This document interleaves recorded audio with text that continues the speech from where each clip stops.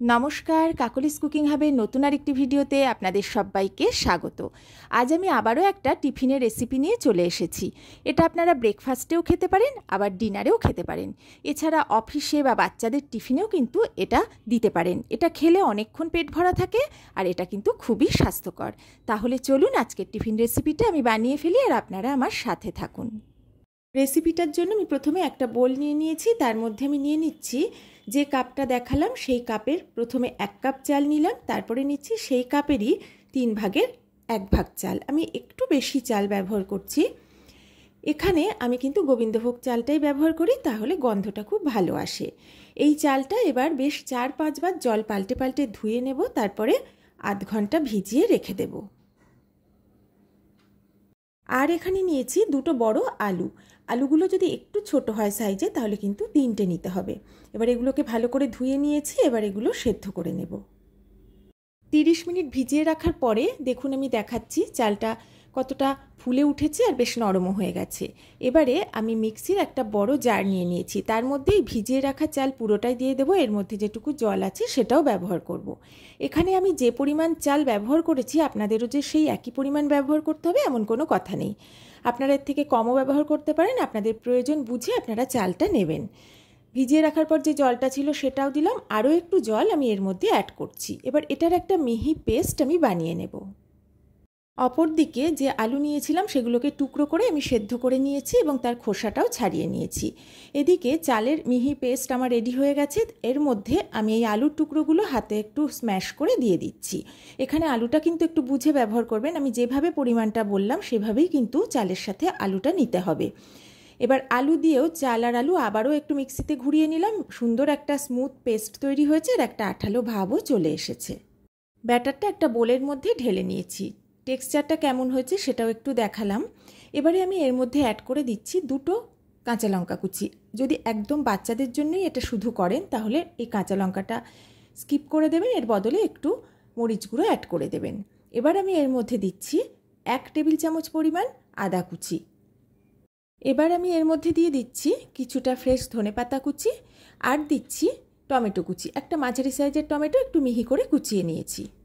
এবারে এই সমস্ত উপকরণগুলো আমি ব্যাটারের সাথে চামচ দিয়ে মিশিয়ে নিচ্ছি। আপনারা চাইলে এখানে আর কয়েকটা সবজি অ্যাড করতে পারেন, তবে অতিরিক্ত সবজি ব্যবহার না করাই ভালো, তাহলে খেতে বিশেষ ভালো লাগবে না।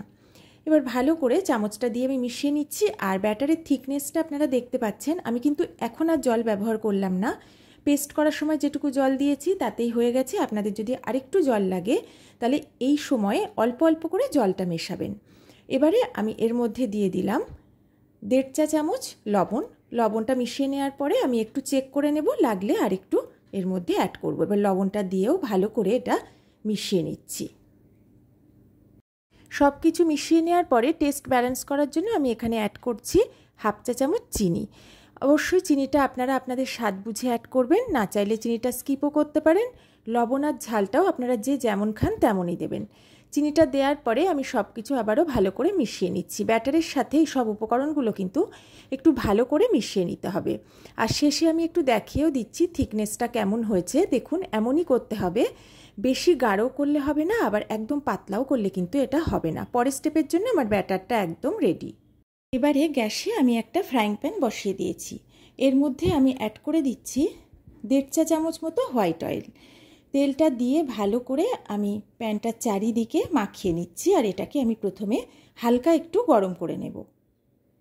তেলটা একটু গরম হয়ে যাওয়ার পরে আমি প্যানের ওপরে তেলের মধ্যে ছড়িয়ে দিচ্ছি কালো সর্ষে। 1 চা চামচ মতো কালো সর্ষে এখানে আমি ছড়িয়ে দিলাম।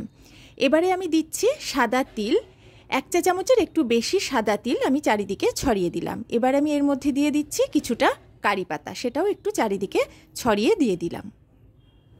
সব কিছু বেশ একটু গরম হয়ে যাওয়ার পরে আমি যে ব্যাটারটা রেডি করেছিলাম সেই ব্যাটারটা প্যানের মধ্যে দিয়ে দিচ্ছি। আপনারা এটা হাতা দিয়েও অল্প অল্প করে ছড়িয়ে দিয়ে দিতে পারেন, আমি একসাথেই এটা দিলাম। এবার এটা দেওয়ার পরে বোলের মধ্যে যেটুকু ছিল সেটুকুও এর মধ্যে দিয়ে দিচ্ছি।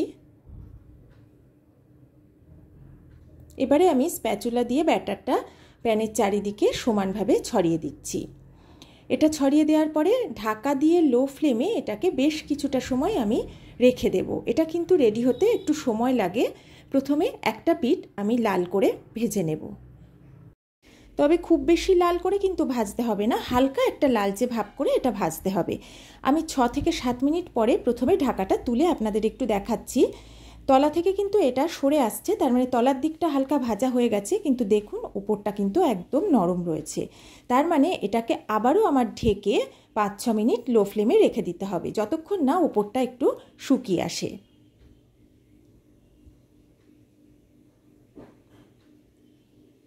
আবারও 5-6 মিনিট পরে ঢাকাটা তুলে নিয়েছি। ওপরটা কিন্তু অনেকটাই শুকিয়ে এসেছে, তলাটাও কিন্তু বেশ ভালোভাবে উঠে যাচ্ছে। এবার এটাকে আমার উল্টে নিতে হবে। এটা স্প্যাচুলা দিয়ে উল্টাতে গেলে এটা যেহেতু অনেকটা ভারী আর বড়, এটা কিন্তু ভেঙে যেতে পারে, তাই এটাকে আমি স্প্যাচুলা দিয়ে উল্টাবো না। আপনারা চাইলে ওপর নিচ দুটো স্প্যাচুলা দিয়ে চেপে উল্টে নিতে পারেন। আমি কিভাবে উল্টাচ্ছি দেখুন। আমি প্রথমে গ্যাসের ফ্লেম অফ করে দিয়ে একটা প্লেট উপরে চাপা দিয়ে দিলাম, দিয়ে এটাকে পুরো উল্টে দিলাম। এবারে তলার পিঠটা উপরে চলে এসেছে। এবার আমি গ্যাসের ফ্লেম অন করে দিয়ে প্যানটা আবার বসিয়ে দিয়েছি। দিয়ে দেখুন এইভাবে আমি যে পিঠটা কাঁচা আছে সেই পিঠটা তলার দিকে দিয়ে দিলাম। আবারও আমি লো ফ্লেমে ঢাকা দিয়ে 5 মিনিট মতো ভেজে নেব, যাতে নিচের পিঠটাও এই ওপর পিঠের মতো একইভাবে হালকা লালচে করে ভাজা হয়ে যায়। আর উপর থেকে আমি একটু চেপে চেপে এটাকে সেট করে দিচ্ছি। আর এটা কিন্তু লো ফ্লেমেই করতে হবে, তা না হলে ভেতরটা কিন্তু একদম কাঁচা থেকে যাবে। আবারও 5 মিনিট পরে যে পিঠটা কাঁচা ছিল ভাজা হয়ে যাওয়ার পরে আমি উল্টে দিয়েছি। এটাকে কিন্তু একটু উল্টে পাল্টে 2-1 বার ভাজতে হবে, তাহলে ভাজাটা ভালোভাবে হবে। আর উল্টানোটা অবশ্যই একটু সাবধানে করতে হবে। এবারে ভাজাটা আমার হয়ে গেছে, দেখুন পুরো উঠে আসছে। এবার গ্যাসের ফ্লেমটা আমি অফ করে দিয়ে নামিয়ে নেব। এবারে প্যানকেকটা একটা প্লেটে আমি নামিয়ে নিলাম। প্যানকেকটা একটু ঠান্ডা করে নিয়ে আমি ছুরি দিয়ে টুকরো করে কেটে নেব। আমি যেহেতু একটু বেশি পরিমাণ নিয়েছি তাই এটা একটু মোটা হয়েছে, আর একটু পাতলাও আপনারা করতে পারেন। এটা কিন্তু গরম গরম যে কোনো চাটনি বা সসের সাথে খেতে দারুণ লাগে। এবার এটাকে কেটে পরিবেশন করব। কেটে নেওয়ার পরে আমি দেখিয়ে দিচ্ছি কতটা মোটা হয়েছে আর বেশ সফট হয়েছে। আর মাপটা আমি আবারও বলছি, মাঝারি 1 কাপ যদি চাল নেন তাহলে মাঝারি 2টো আলু নেবেন, তাহলে কিন্তু এটা বেশি সফট হবে। আর এটা গরম গরম খেতেই বেশি ভালো লাগে। যারা প্রথম এসে আমার চ্যানেলে ভিডিওটা দেখছেন, যদি আমার ভিডিওটা ভালো লাগে অবশ্যই আমার চ্যানেলটা সাবস্ক্রাইব করে পাশে থাকবেন। তাহলে কেমন লাগলো আমার আজকের এই টিফিন রেসিপিটা অবশ্যই কমেন্ট বক্সে কমেন্ট করে জানাবেন। আর যদি ভালো লাগে একটা লাইক করতে কিন্তু ভুলবেন না, আর আমার ভিডিওটা একটু শেয়ার করে দেবেন। নতুন পুরনো সকল বন্ধুদের অনেক ভালোবাসা আর আমার চ্যানেলে স্বাগত জানিয়ে আজকে তাহলে আমি বিদায় নিচ্ছি। আবার নতুন কোনো রেসিপি নিয়ে খুব তাড়াতাড়ি চলে আসব। সবাই ভালো থাকবেন, সুস্থ থাকবেন।